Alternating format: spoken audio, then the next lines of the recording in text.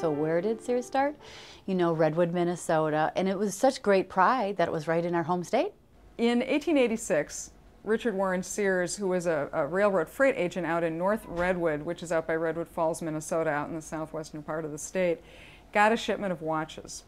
And he delivered it to the place that had ordered it. They rejected the shipment.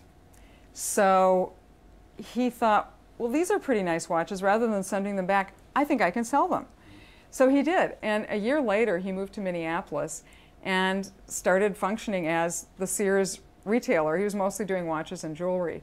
He kind of bounced back and forth between Chicago and Minneapolis over the next 10 years or so, picked up a business partner along the way, Mr. Roebuck, who was from Indiana, and the business just grew like crazy. They started putting out distribution centers around the country. They started doing retail stores.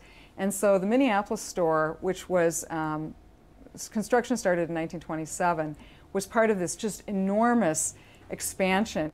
Somebody was quietly assembling that parcel before the announcement was made that Sears was coming to town, otherwise the prices would have gone way up for the land.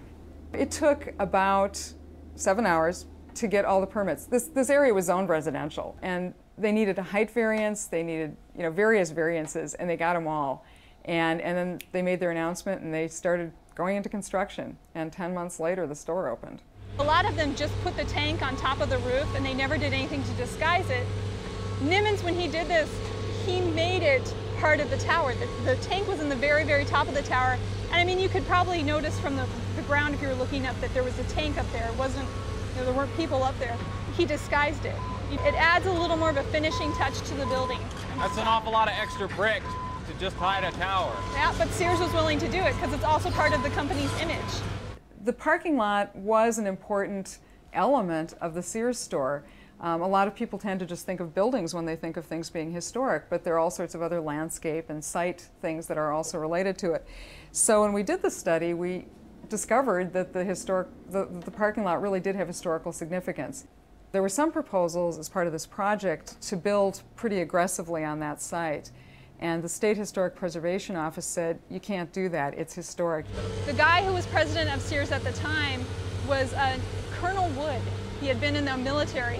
And he understood the fact that automobiles, which they're starting to come into vogue, and Ford was starting to mass produce them at the time. Automobiles were going to be the wave of the future for transportation. And so he realized that you needed to have parking. You could lure more people to your store if you provided a place for them to park their car.